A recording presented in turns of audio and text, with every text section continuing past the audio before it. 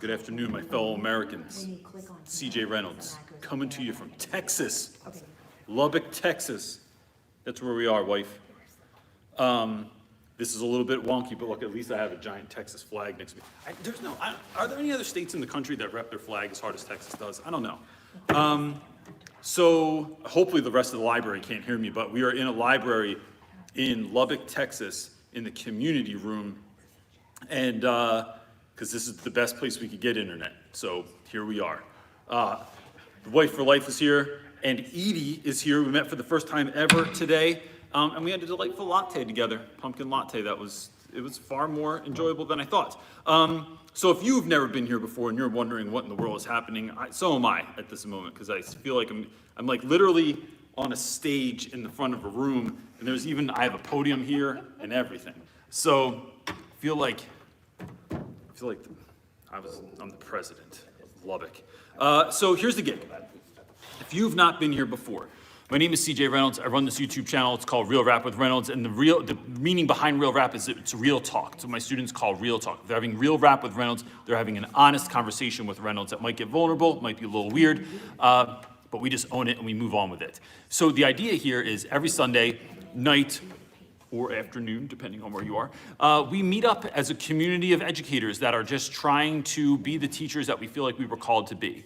So that looks like, in this case, you asking questions or giving answers. So if you have a question, you just put it in the chat area, and then Edie will tell my wife, will tell me. It's like whisper down the lane, and hopefully we get your question right. And then you share that with us, and I will speak about anything. Nothing is off the table.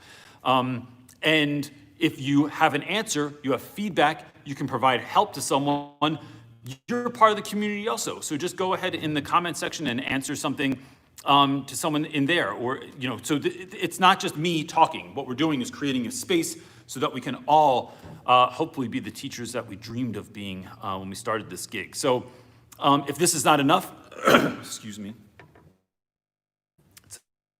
That pumpkin latte is making me verklempt. We didn't bring in water in.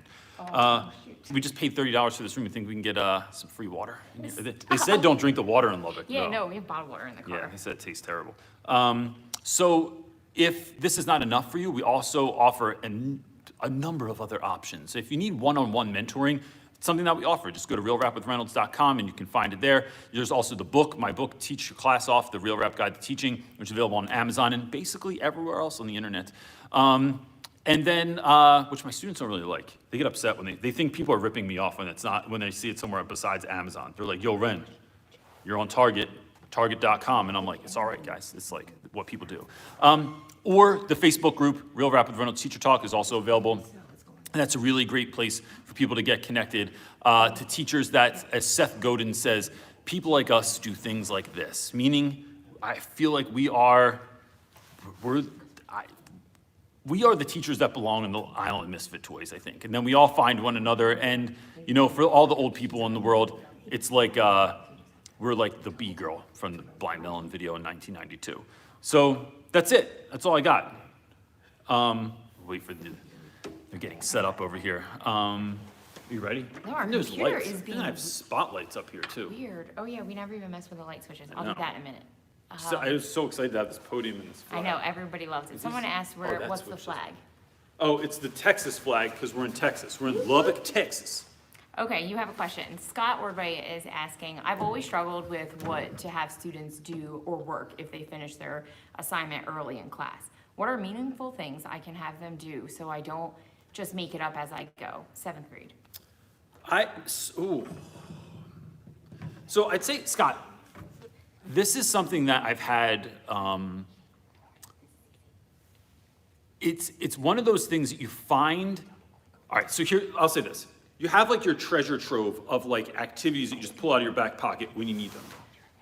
And when you're doing that in class, it's hard spur of the moment, so it's kind of like come up with 5 things that you have. Now look, I think there are a lot of things that can be meaningful. They just don't have to look like they're being meaningful, right? And schools are like that a lot. There's students in my class that go, yeah, we don't even do anything in Reynolds class, or all we did was this today. And it's like, nah, bro, that was like a big deal. And like I planned that a lot, but you just didn't see it. It's like sneaky education.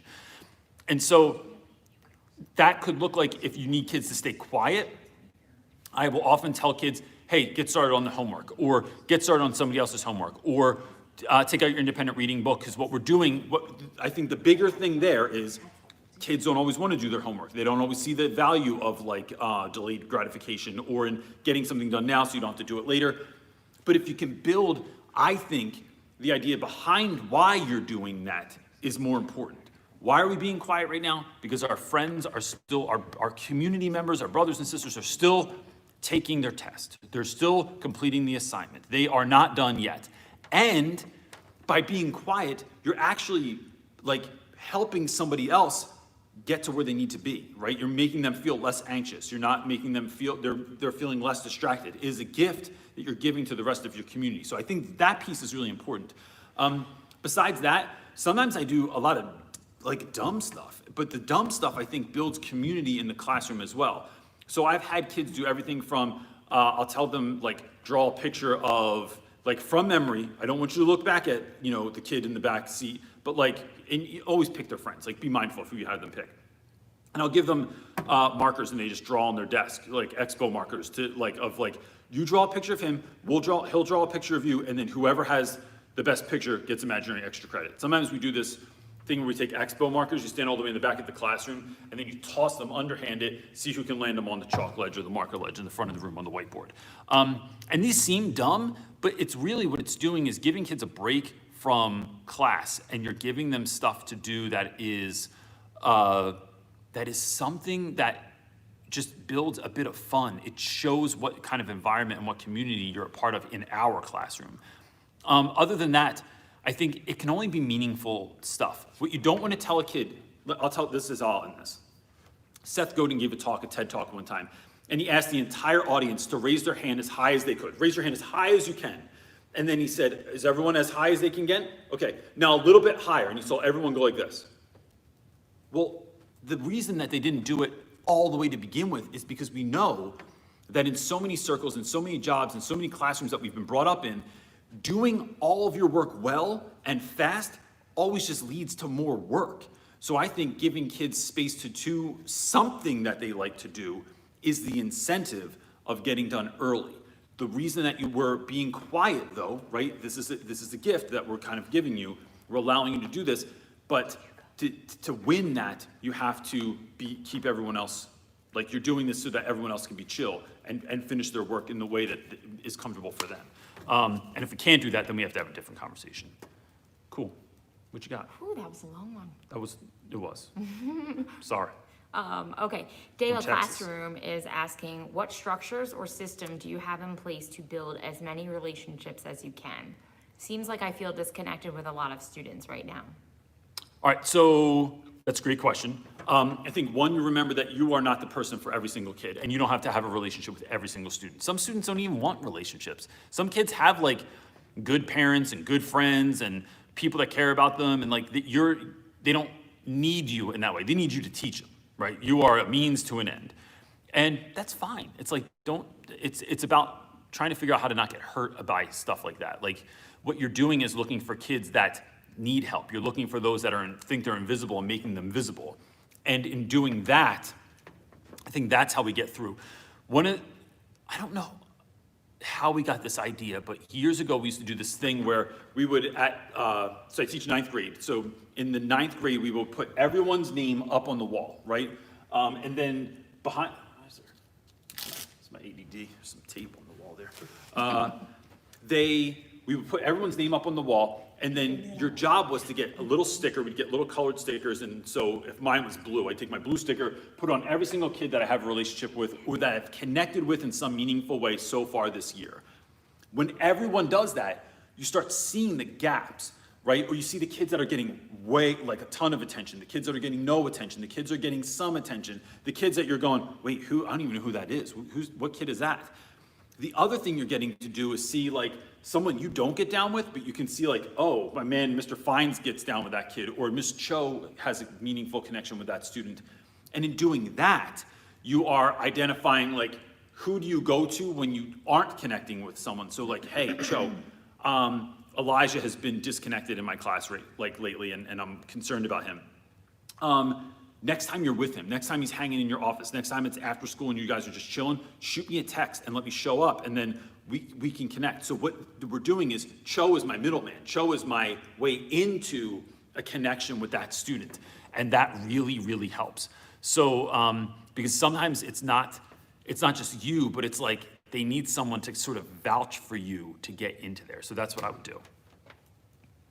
Okay, Shauna is asking, I'm trying to find a way to hold students accountable for missing work/planner not being signed, etc., without using detention. Any ideas? Thank you for all you both do. I appreciate it. Thank you. You're welcome. I think that's going to come down to, one, kids understanding why they're doing it. So why is this important? And when you understand why it's important, kids are far more apt to do something. The other side of that is, it's got to be, I think incentivizing works better than, so look, I'll say this both ways. I think incentivizing is important. I don't think it's the be-all, end-all, though. Because I noticed there is this move, when I used to work for Teach for America, like I was never in Teach for America, but I used to mentor their teachers. They had this thing where it was like, instead of, like if a kid is talking, instead of me going, hey man, can we stop talking? Look, right here, this is what we're doing right now. I would instead say, hey, you're doing a great job, and you're doing a great job, and you're doing a great job, and you're doing a great job. Like if this was Duck, Duck, Goose or something of good jobs. Instead of just telling a kid to like, bro, can you like keep it to yourself? Like, be quiet for a second. I'm trying to like tell you the directions or whatever I'm trying to do. I think that both those work. So it's giving kids credit for getting it done, making it a big deal, giving them a sticker, giving them a snack, giving them like high five, shouting them out. And sometimes when kids aren't doing it, it's like, bro, how come we're not doing this? I don't understand. It's not that hard. Like, or maybe you're really struggling with it. Like, can we figure out that? Or maybe you're afraid to give this to your parent. Maybe, you don't think it's that important. Like, it's some of that too. Here's what I've been thinking about lately. Getting a better glimpse as to who particular students are. This takes a lot of work, right? Enough work, I'll say. It's not like it's arduous work. When certain students aren't doing something, it's talking to the counselor, the social worker, the office, the parents. Hey, what's the story here? There's something about the student that I should know, because I'm clearly giving work that is not that impossible, but I'm just not getting anything from that student. So do they have like a learning disability that you don't really know about? Did their IEP not come into the school? We deal with this all the time in Philly, where like kids come from their middle school and they just don't get their IEP in. And then we find out like 3 months later that it's like, oh, you have dyslexia or auditory processing disorder or dysgraphia. And it's like, now we know, and all the puzzle pieces are coming together. It's figuring things out in that way with kids sometimes. So I think the other thing is, it is giving points for stuff and then contacting home as much as possible. And look, I'm not a contacting home kind of guy. It takes way too much work. If I had to contact like every kid that like didn't do an assignment, parents. But what I can do is send out like a mass email or emails. I keep a form in my email that is like, this is a saved document that is like exactly like a template of what this is going to look like, so I can just send them off to parents a whole bunch at a time, and then at least I can document that I was trying to reach out to parents as well. So I think that's what I would do. What do you got? Anthony's asking, I don't know if this was to just the chat or to you, but I'll give it to you anyway. Okay. What are your go-to places for mental health resources? I want to help students to have coping strategies, but I haven't got a clue where to start. My go-to places? Yeah, I think if I were to answer this question for you, it please. would be like, I feel like your answer would be, you have to like know how to do the work yourself before you can recommend coping strategies. I would not have said that, but that I should have. Oh, great. That was Well, there good. you go. I'm gonna give that one to you for free. Thanks. I'll sign up for your mentoring program. Thanks. Yeah, you're right. I think every mental health strategy that I've ever shared with students is something I've done myself. And when you remember that young people don't necessarily have the tools, they have it they have the tools to maybe grit and get through something, to stomach something, to push through something, but not to get to the other side in any sort of healthy manner. So in doing that, I think small things like, what are you eating, bro? Like, are you eating donuts for breakfast, or did you have like an egg? Like, get some protein in your first 30 minutes. Like, are you exercising? Are you hanging out with others? Who are the other people that you're hanging out with? Because if Jim Rohn's right, and we're the average of the 5 people that we spend the most time with, that's really important, to be spending the most time that you can with the right kind of people. What are you doing outside of school that fills you up, right? Not just helps you relax, but that actually energizes you. So maybe that's running, playing music, playing football, playing lacrosse, gardening, sewing stuff. I don't know, whatever you do, sewing stuff. Like, sure some high schoolers into that. It is, what are you doing? Because right now, in the midst of a pandemic, maybe some of those opportunities aren't there. And I know for certain that is affecting students' outcomes in class and their performance and their mental health. So it's like, all right, so how else can we figure that out together? And then I think, but that's all stuff that I've done. It's the work that I've done. I think the other thing that you can directly do is just getting kids to talk about stuff, right? And I've said this ad nauseum, but I can never say it enough.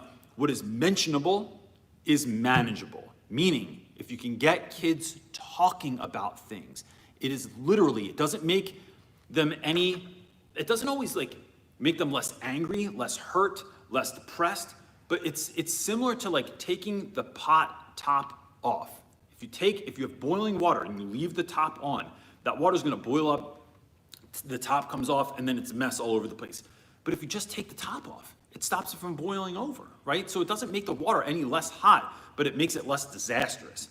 So it is always reminding kids, or just reminding yourself, that your attention is more important than your advice. By simply giving kids a space to talk about their thoughts, their feelings, how they're going through something, is the greatest gift that we can give kids with regards to mental health. That means that you don't have to know the answer. You don't have to be afraid of what they're gonna tell you. Someone tells you something, like that they were abused when they were a kid, that they had a miscarriage, that their mom is really mean to them, that their stepdad's not nice, that they feel like they don't matter in the world. You don't have to say, well, here's what you do about that. Oh, we're abused when you were a kid? Let me tell you how to handle that situation. There are no answers for that anyway. But what you can do is let a kid know that they matter, not by telling them that, by showing them that, by just listening to what they have to say. And then, of course, for some of those things, you connect with the appropriate people at your school to make sure that that student is getting the services and the care that they need. But other than that, it's just giving them that place to talk about this stuff, and that makes all the difference in the world. What do you got? Manoic is asking, how do you guys experience working from home? I was very productive a month ago. Now I can't get myself to work/focus on anything, and it's really frustrating. Well, because it gets boring, right? It was like a novelty first. It was kind of like wearing pajama pants all day, right? It was getting dressed from the waist up. Like, it was kind of funny that I was in my laundry room, or that like my dog would come in and lay on my feet in the middle of class, or whatever. I think you have to keep it fresh, right? It's like the way that if I have been going on the same date with my wife for the last 20 some years, like that would get really boring. That place is maybe delicious to eat at, or that ice cream place is great, or that drive is great, but it can't be the same all the time, right? So you have to switch it up all the time. It's like, that outfit's really great that you have on, but if you wear that outfit every single day, you're gonna, Mr. Roper looked dope back in 1981 when he had that scarf on and that polyester suit. But if you walk out now, you look like, I don't know, a child predator or something, I don't know. That was a weird connection point, but it is switching it up. I do all kinds of stuff in class that I am not so certain that my students think is funny or cool or awesome, but I just do it for me, right? Like all of my sound effects that I use and stuff in class, nobody laughs at half that stuff. I wore a fez in class the other day and no one thought it was funny. Hilarious to watch you do that and watch the reaction. Because they're just like this. Because nobody cares. It looks like they don't care, but they really do. That's the funny part. No, because next year they go, remember when Reynolds wore the fez in class? Remember when he had a fake mustache on? Remember that day he put fake mustaches on his eyebrows and pretended that they were real? Like, it's the dumbest stuff that I do that I know they just can't show me, right? My school is just like about, and I'm sure many of your schools are like the front, right? Like you can't let people know that I enjoyed this. But it's like, I don't need you to say I love you back, bro. I'm gonna do it anyway. So it's thinking about where from home could you sign in from? Could you start class somewhere else? Could you go outside? Could you go in the alleyway next to your house? Could you go up in a tree? Could you go, from your basement? Is there a park down the street? Is there a river down the street? Is there a stream you could be, just think of what would kids tune into then in the first 5 minutes, I'm doing this thing.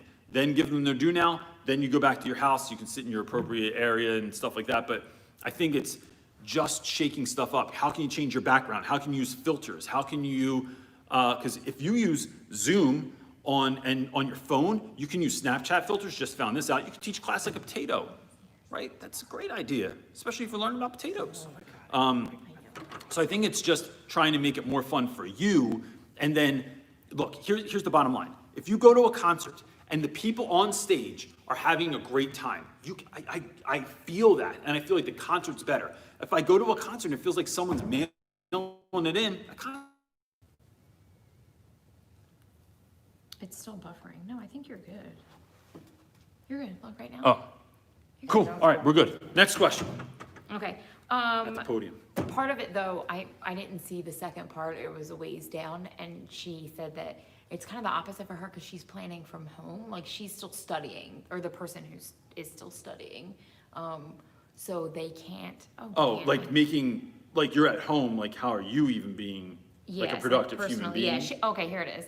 I'm still studying, but I'm having a hard time keeping to my planning when my brain wants to think about anything but work. Just having a hard time focusing on the work. Okay, that's a great question. So I then here's how you do it. Don't make the work the only thing you're doing. I have really been thinking about, to get a little bit spiritual woo-woo on you for a second. I've been thinking about Sabbath a lot lately, right? And so even if you're not like a religious person, you can still go with this idea. It's still just a good idea. Every Saturday, I do no work, right? I've talked about this before. I just take Saturdays off, and I don't do any Real Rap with Reynolds stuff, and I don't do any teacher stuff unless I'm doing mentor calls, because those aren't, I'm okay with doing that. The other thing I do is in between classes, so I have 80-minute class, I have 10 minutes in between, I go outside every single time. Sometimes 1 week I was just doing push-ups in between every single class, right? I'm doing something to have that, to sort of revitalize myself, to take myself out of that. I think the way that you get the most productive is, there's a thing called Parkinson's law. Parkinson's law says that an activity takes as long as you give it. And so, for sure that if people are coming over your house and you need to get cleaned up in 20 minutes, you can get cleaned up in 20 minutes. But if you have all day to clean up, it'll take you all day to clean up. And so it is only giving activities a certain amount of time. So hey, I'm gonna work, or saying I'm gonna work for 20 minutes and then I'm gonna take off for 10 minutes, right? I'm gonna work, I'm gonna go for a 5-minute bike ride after this. It is breaking your day into chunks. And in doing that, you find that it's more manageable, you understand it more, and I just like that. I think it's more fun. So I can literally say I'm gonna go watch 5 minutes of TV, or I'm gonna break up my day in any number of kind of weird or fun or wacky ways, and then still get all the work done that I need to get done. What you got, buddy? Okay, Catherine is asking, how are early elementary, I don't know if this is you or the group, but I'll just give it to you. How are early elementary doing hybrid? Having kids online all day is crazy, so I'm making videos for kids at home and then teaching at school too. It's like I'm doing my job twice, I'm dying. Okay, that's a great question. First of all, the hybrid model is a terrible idea. In that,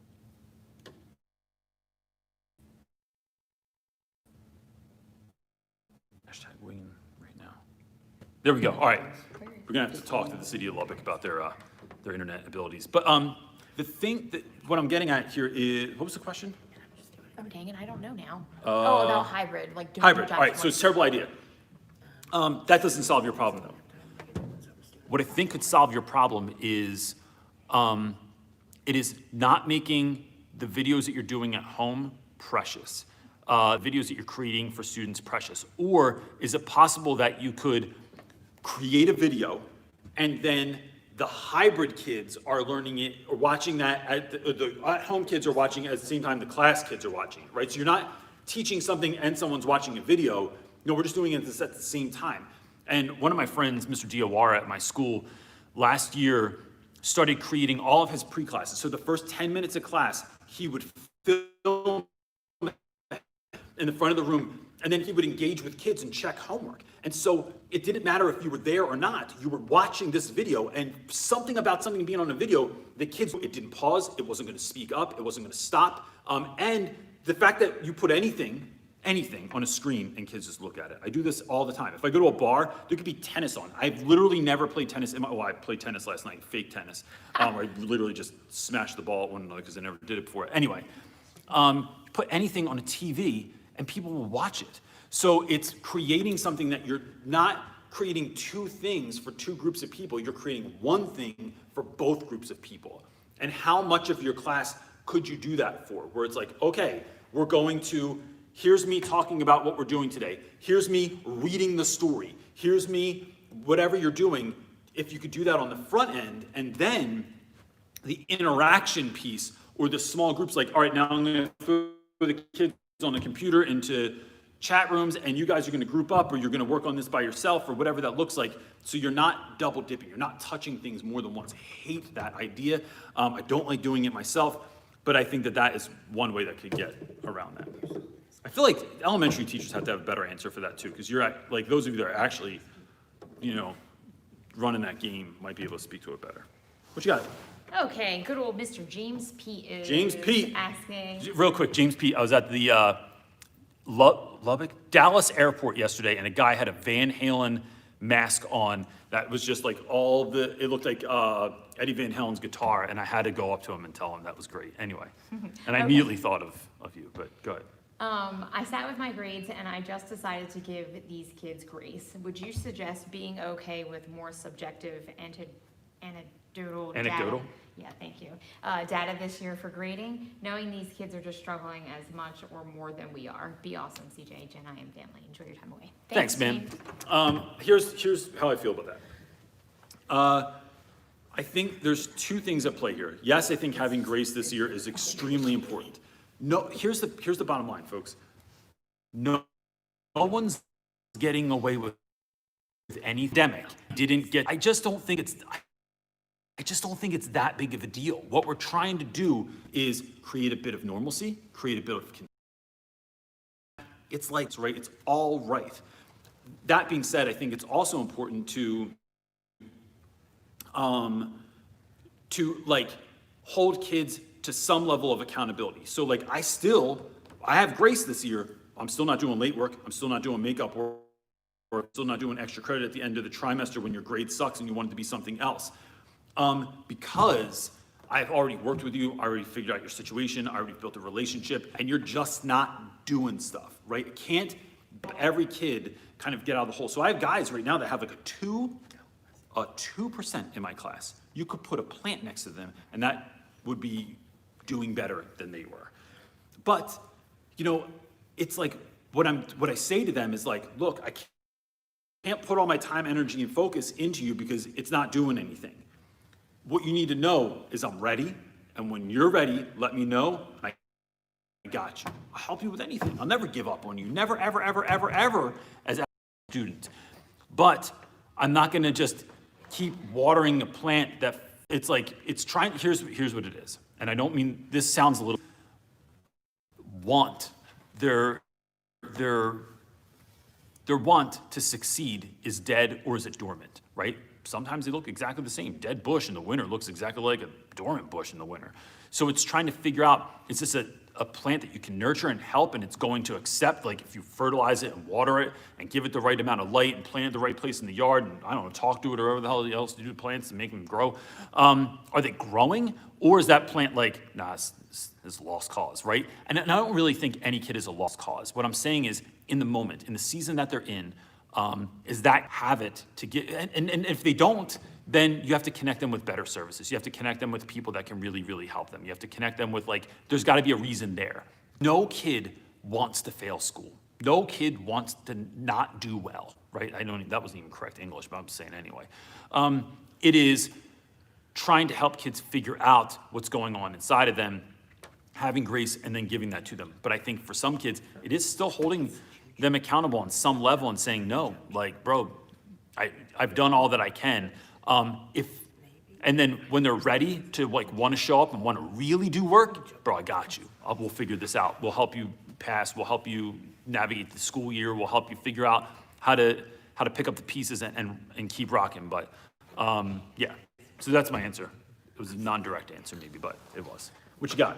All right, Jub is asking, what are some classroom management techniques for introverted teachers? I'm usually reserved and quiet, so my demeanor doesn't exactly own a room by itself. That's a great question. And look, I'd say for different kids, it's gonna be different stuff, right? Like for me, I am an extrovert. I am, I don't know, like I'm fully aware to the extent that I can to know who I am and what works for me.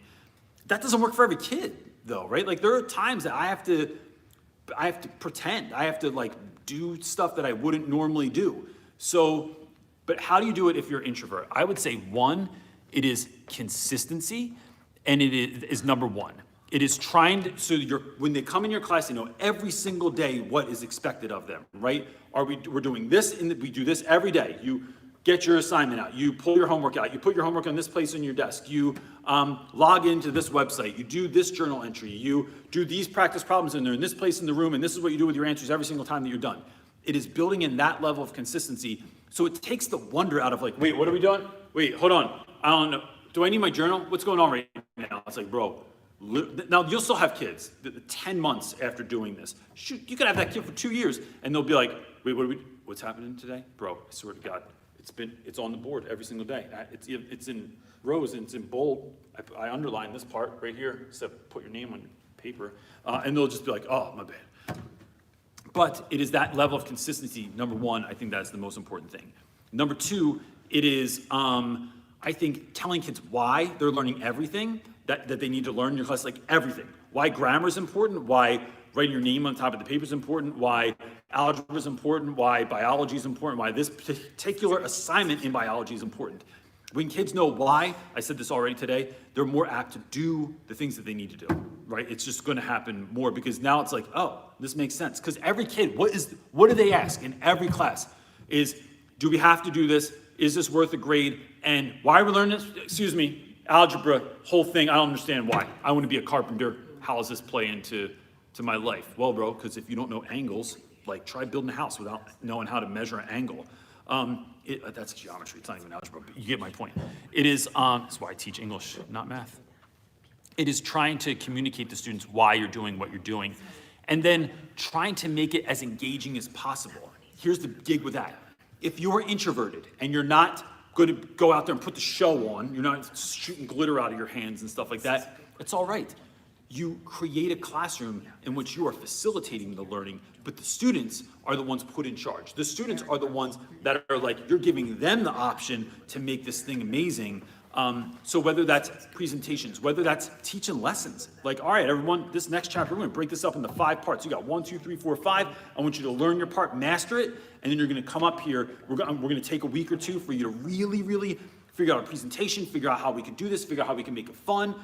And then it's your job to come up here and do this. And then what you're doing is helping students access information. You're helping them to understand the information. You're helping them to internalize the information and then be able to teach the information. So then it's not just you up here doing the show, you're managing. You are facilitating the classroom and letting the kids have the fire that's really gonna ignite the classroom. But you're the one that's bringing all the ingredients together. It's their job to strike the match.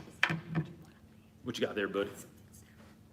There's a lot of whispering going on over here. Benjo 552 said, is it possible to film an entire class and put it uncut on YouTube? Obviously, the kids would have to agree, but it would be interesting to see you in action. That's a great question, and I would love to do it. I'm not allowed.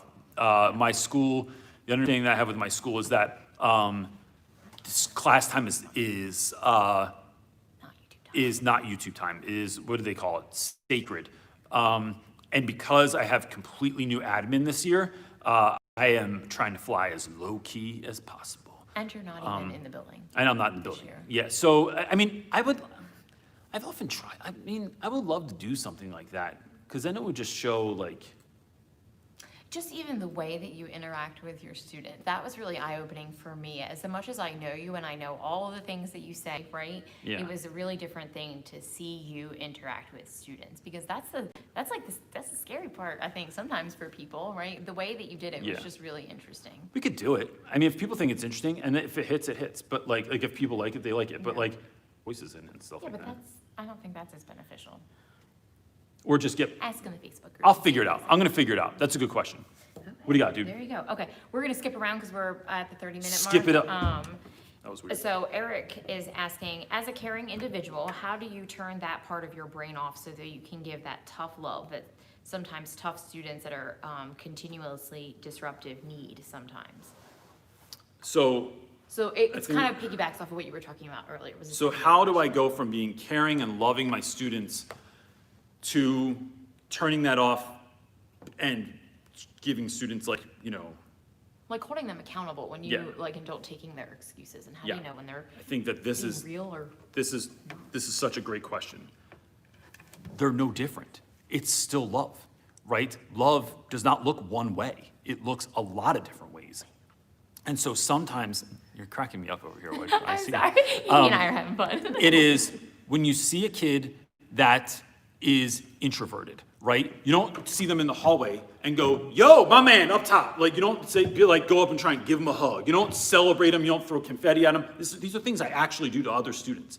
You go, yo, my man, great work today in class. Or like, sweatshirt's looking tight. Or I love your new sneaks. Or, hey, here's a eyeball sticker. Put eyeball stickers on kids. Dad joke here for you. Put eyeball stickers on kids and let them know. Got an eye on you. It's just so dumb, but it's so much more low key, right? Not everybody needs this giant expression of love. I have other kids. Aaron watches this sometimes, and Aaron, I had him for 2 years in my class. Aaron had wild ADHD. He had a spot in the back of the room, and no one knows who Aaron is, so it's not like I'm sharing his stuff. But he had a really hard time sitting still. And so when I put him in a regular desk, it was just like impossible. He couldn't just sit in the desk. It was always like, Mr. Reynolds, can you explain again, what are we doing? What's happening right now? So instead, I gave Aaron a stand-up desk in the back of the room. Aaron stood at the desk, and he knew you have this amount of room to move, but you can do anything you want to back there. You can sit on that desk, you can rock it back and forth, you can look at, you're doing the pee-pee dance, you do whatever you want, but that is what Aaron would do. But when Aaron did too much, I'm like, yo, we're not having this conversation again. Look at me. I need you to get back into your area. Cool. Thank you very much. I love you. I care about you. I want you to find success. But right now, this isn't finding success. Got it? Cool. But I could yell at Aaron. I could raise my voice with Aaron.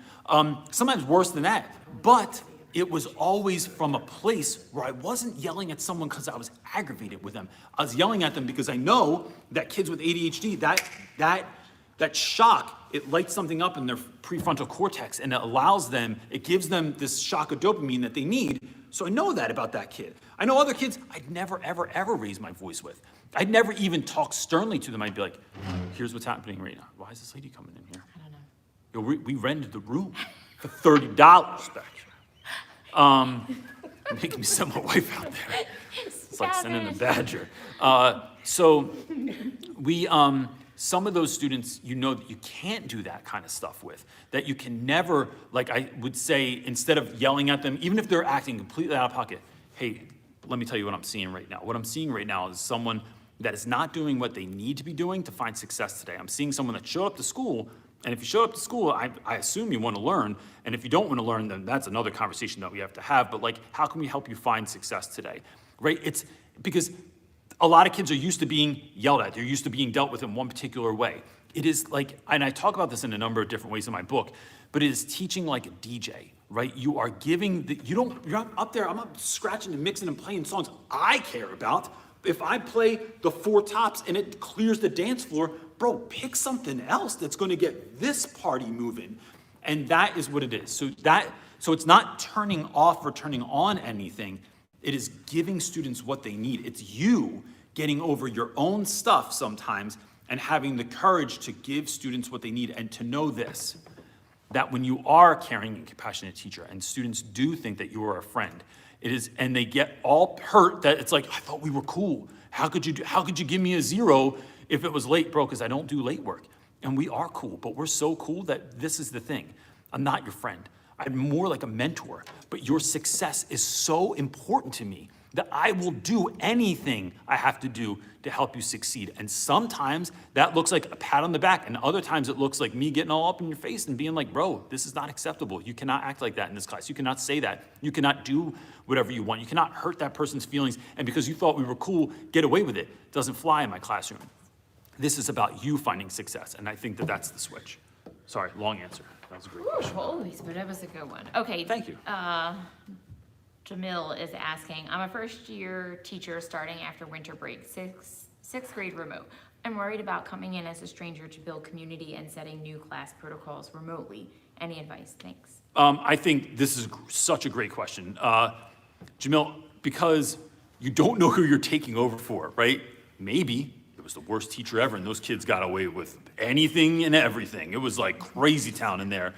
Or it was someone that the kids loved, and it's like, what are you gonna do? You gonna be better than Miss Brown was? Because Miss Brown was literally the greatest teacher I ever had in my whole life, and now who are you?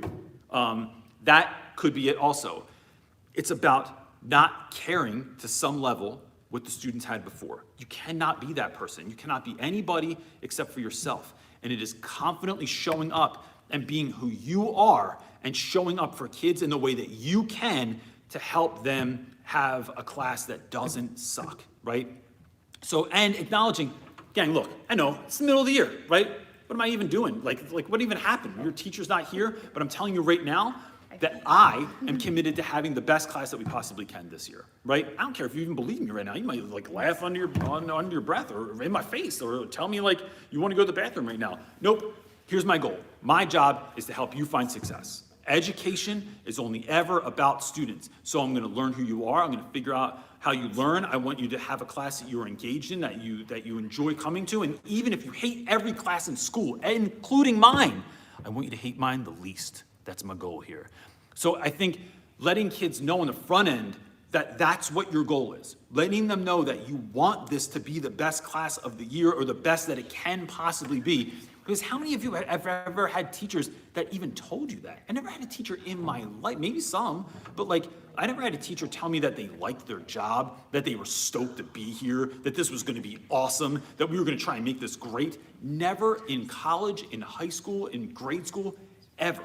Some people, you could read it on them that they loved their job, but there were a lot of people that looked like they didn't like their job. And if they just told me that like, no, but I want this to be awesome, that changes everything. And then it's about immediately being as open as you can to, are you in the hallway every single day before school? Are you in the hallway every single day after school? Are you in the hallway in between periods? Saying hi to kids, getting to know kids, being available, right? Being visible, and then building relationships from the jump. And I have whole videos on that too. But that's what I would do. It's gonna come down to building relationships because kids are gonna hear that you care, but are they gonna see that you care, right? Love is a verb, as my friend Hannah says, and so you have to be doing the caring thing. And in those first 2 weeks, month, when it's hard, don't get all beat up about it. Like just keep getting up and like put a half smile on your face and keep going. What you got? Okay, Kyla is asking, hey Reynolds, I have ADHD and I'm really afraid that it will affect my teaching. How do I deal with this? So first of all, I don't know if you can tell, but I have ADHD too, because the tape was bothering me on the wall and I had to remove it and then put it on the side of the podium, but then I keep feeling on the side of the podium and then I stop thinking about what I'm saying sometimes. I think it is 100%, look, Freckles is saying I have ADHD too. It is about owning who you are. I tell kids all the time, I'm like, bro, I know you were, I heard your question, but I wasn't paying attention because I was looking at that squirrel outside the window the other day, or right now, and so if you could just say that again.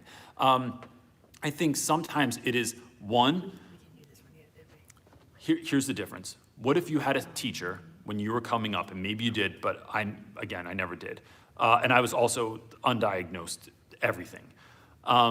if I had had a teacher that told me they had ADHD, and it was someone I thought was fun, someone that I knew was interested in me, someone that did good work, how much more empowering is that to you to not know that what you have is not a learning disability, it's a learning difference, right? Makes all the difference to let someone know that, yo, I got ADD, I like crazy, right? I don't take any meds, but I do certain things to try and help clear my mind, to help get me focused. But you know, it is a thing that I really have. And then, you know, you've survived up until this point in your life. So it's knowing that those things that you did to get here, those surviving mechanisms, those ways to get to where you are still useful in the classroom. Like, so here's a couple things that I do. One, I keep my class exactly the same every single day. It is like, basically, I don't know how no one gets bored, like, or they don't just show up and go, oh my God, I swear to God, if we have to do another journal entry. But I make the journal entries about weird stuff, like what two cereals mixed together would be the greatest taste explosion of your life. What is a song that you never get tired of listening to, and why? What's the greatest hip hop collab of all time? Like, it's just stuff that, like, I want my kids to write. I don't care what they're writing about. It doesn't have to be like, do you think that school uniforms are important in school, or that all kids should we get rid of homework? It's like, that's something that's boring. I don't want to answer that as a kid. But by keeping it interesting, by keeping it the same thing every day, I know in my own mind, in my disorganization, I can do, did I do the do now? Did I do the journal entry? Did I do the meat of the assignment? Do I know what text we're reading? Do I know from what page to what page we're doing? Do I have the homework assignment ready? And then it's all on the same board, or it's in the same places in the classroom. My classroom is so ridiculously organized that I have, if you look at any of my videos, I have this thing behind my desk. The suitcase with the weird stuff in it has a label, says weird stuff. The suitcase with the weirder stuff in it has a label, says weirder stuff, and it's spelled wrong, because I also slightly, I think, dyslexic. All the pens go in the same place, the erasers go in the same place, the expo markers go in the same place. It is all labeled. It's like a 5-year-old's bedroom. And so, but I know that about myself, that otherwise, I can keep stuff all over the place. You know, look, what did I do with that thing? I don't even know where it is. The pen is always in the same 2 buttons. I keep it locked in my shirt. It looks like a tie clip. It's about owning who you are, not being afraid of it, and knowing that I think ADHD leads to a lot of really cool stuff in class, man. Like, it's like when you just can think of something, you go, oh, you know what we should do? Like, I'm gonna figure out a way to do something cool on the fly, because that's where my head's going all the time. So, yeah. What's up, Turtle? That's one of my students. Are you ready for our next question? Yeah. Livelsa, I think her name is. We're gonna go with that one. I'm sorry if I butchered it. Sorry, we're not very good at vowels. names. Really it's are just, difficult in vowels, the Reynolds household. The Reynolds do not handle vowels very easily. Okay. Monday advice. Reset of class expectations. I'm an ELA HSS. We have a new temp STEM teacher. Gave time and space for kids to adjust. Advice for parent conferences with report card night coming up. All right. Lots of stuff coming in there. So, you can reset class expectations at any time, but I think that what it is really, really holding on to what you say. If you say there's no talking when I'm giving instructions, one, you got to say why. Why are we not talking while I'm giving instructions? Is it because I'm in charge, because I said so, because I'm the adult, because I'm the overlord of the classroom, or is it because, gang, listen up, here we go. Ready? 4, 3, 2, thank you very much. The reason we're not talking when I'm giving instructions is because it's distracting to everyone else in the classroom, and they can't then understand what's going on. Some of you are still not gonna understand. It's gonna be completely silent, you're still not gonna know what I'm saying, but we're trying to give everyone an opportunity here. Do you understand what I'm saying? All right, cool. So that when I ask you to be quiet, it's not about me, it's not about you even respecting me, it's about you respecting each other, because we're a community of people in this classroom. Understand what I'm saying? Let me know if you understand what I'm saying. All right, word. So then we go on to the next thing, and it is saying that, but then it's really, really doing it, right? It is having the confidence to say, like when that one kid who's always kind of pain in the butt in the back of the class keeps talking all the time and just going, no, wait, hold on a second. We can't, please, what you're saying is so important to me that I want to be able to pay attention. But my guy, what are we doing back here, right? We're talking. I think a lot of times kids aren't even trying to be mean. They're not even trying to get on your nerves. I think they just go, oh, my bad, I'm sorry, I was talking, right? It is a my bad. I think 80% of the time it's a my bad. And so it's just reminding kids, it's not getting mad at them, it's not taking a point off, it's not sending them to the hallway. Bro, did we forget where we are? Thank you very much. Listen, I'm important. You hurt my feelings a little bit right now. It's like, sometimes it's just saying ridiculous stuff like that, but it's really, really sticking to it. I think as far as parent-teacher conferences, here's the win every single time. It is not, let me tell you about your kid. It's tell me about your kid. It's, this is what I'm seeing. Let me report back to you right now. Let me tell you what's happening in my class, what I'm seeing and what their grade looks like. How do I help your student find success? What teacher in the past did they do great in? What teacher didn't they do great in? Not because I need to know names, but because I need to know teaching styles and the way that they conveyed information. And what do I need to know about your kid to help them have the greatest year ever, right? Some parents, number one, they've never been asked that question in their life. I guarantee it. Two, they might not know that answer right away, so it's creating space and saying, all right, look, I realize I didn't prep you for this. I didn't give you like I didn't preface this in some sort of email or something like that. So why don't we touch base next week? Think about it and then let me know, because I want, the bottom line is I want your kid to win. That's what this whole year's about. It's not about me being right. It's not about me being the best teacher. I want to be the best teacher for your kid. I'm not trying to make them fit into what I'm doing here. I'm trying to fit into how they learn and how they, experience success. So I think that shows that you actually care about someone's child, instead of like being like, oh, let me tell you about what your kid did last week. Let me tell you about how they never shut up. Let me tell you about how they never sit down. You think they're any different at home? No, they're not any different at home. It's the same exact thing. But you're trying to, you're acknowledging that the parent actually knows their kid. So that's what I think. That one got a little serious. Go ahead. Okay, Little Space Freckles is asking, what is your advice when you have short class periods and hardly meet in class? I see each period 2 times a week for 50 minutes at a time, and 1 time in person for 40 minutes. There's so much the kids have to do on their own that they haven't been able to keep up with, and I feel like there isn't enough time to get into a lesson. It's not, I see my students 2 times a week for 80 minutes, and the school's like, well, it's actually the same amount of time, basically. You'd see them during the week, and it's like, bro, it's not the same thing. It is, because 80 minutes is too long, and it is hard to keep attention for that long, but then I only see it twice a week? Like, what? I think it's about paring down what you actually need to do, right? School, class takes 40 minutes because that's what they decided on. It's not what it takes. It's like arbitrary number that someone came up with, right? It's like, we go to school, typically in my school, it's like 42-minute periods, 5 days a week. Why? It's not because someone did a study and they were like, actually, we've learned that students actually do best if going to school 5 days a week for 42 minutes each period. No one ever cared about that. So I think, Freckles, it's about you figuring out, what do I need students to learn and how do I get them there?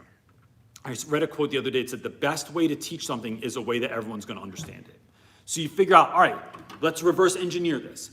What is, and I literally write all the stuff on my whiteboard. It looks like a crazy person half the time. Here's what we need to learn. How can I get this class, this particular period of students to, Texas flag almost fell on me, to the end goal, right? Given that I have 2 50-minute classes and 1 40-minute class. How do I do it? Am I gonna read all of Lord of the Flies? No. When we read Lord of the Flies this year, no. There's like 5 important things that happen in Lord of the Flies, right? The rest of it is just like, they were drinking out of a fountain, they were walking in the woods, the green of the trees was so beautiful. It's like, that stuff is important if you love reading, but why are we writing? Why are we reading that story, right? So that's what I have to think about. Is it we're reading what we're reading because it's a beautiful story and I want my kids to learn a love of literature? Are we reading what we're reading because we struggle with comprehension? Are we reading what we're reading because I want to have my students understand what imagery is? So all this other stuff doesn't really matter right now because we're going to talk about imagery. We're going to talk about symbolism. And I'm going to show you through this text how to understand and how to identify and use this particular thing. And so in doing that, you are cutting out all kinds of extraneous stuff. Why do we have this?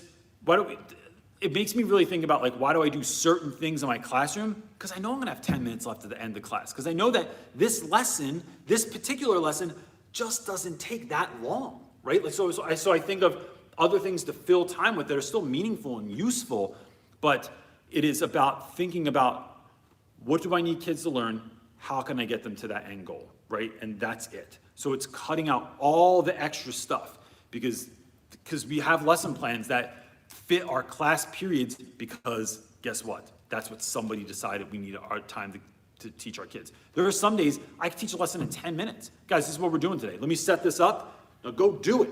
I don't know how long it takes you to do it, right? It's like, I just think that that's important, right? Some people can run a marathon in a very short amount of time. Others of us, it would take me 2 days to run a marathon because I run extremely slow. And, but that's just what it takes me to do. So I think thinking about it like that might change. What you got, dude? I would drum on this all the time if I had this in my classroom. Camp Kelkis is asking, do you have any advice for beefing up my classroom library? Is there a better way to fund it than out of my own pocket? Favorite books for high school? Yep, here's you go. Here's you go. One, in terms of getting money, my friend Jen Jones, who's a fantastic human being, if everyone's not following her on Instagram, you should be. Jen Jones, or Hello Literacy, is a really great Instagram feed. Jen says that you should always have at least 3 donors choose going at any given time, because every once in a while, someone just buys all your stuff. 2, it is about asking people for free stuff. Go to a bookstore, go to a Barnes & Noble, go to like anywhere that has books. I go to my local library, and my local library has, now they say, let's put this out there, they say that these are books that you can borrow indefinitely, but we all really know that that means you can just keep them. And every once in a while, there's good stuff in there because they had 4 copies of, I don't know, some new Jason Reynolds book, and they just didn't need 4 anymore because you have a certain amount of space. So now I just get to take one and take it to my classroom. That's another free way. But here's what you need to know. And I learned this years ago. I needed to fund something. And I was funding, in this case, it was a community garden at my school that I wanted to build. My school had no money for it. So I went to Home Depot and I said, hey, I need about $2,000 worth of stuff, and this is exactly what I need. It's for my school in West Philadelphia. We don't have money for this, but I think my students will really grow and change, and I'll put you on social and like, I'll shout you out, but like, this is what we need. And you know what they told me? That they actually had money to do that. Like they already had money set aside, funds to give. And so, but no one ever asks for it. So I just got it. So it's about asking places too.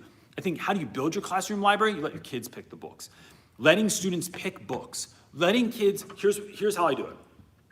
You have a kid that doesn't like to read. Yo, I hate reading. No, I don't read books. All right, well, what do you like, man? Like, what are you into? Sports.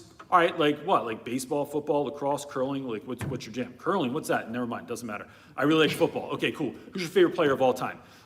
Favorite player of all time, Tom Brady. Okay, sorry about that, because, you know, I'm from Philadelphia and we don't like the Patriots. But awesome. Did you know that Tom Brady, like I looked up some stuff about him. Did you know he went through this, or this in his life? Or do you know, like, when he played this particular game, this thing happened this one time? So I look up some information about this, and then I go, there's actually a book on this on Amazon, right? You want it?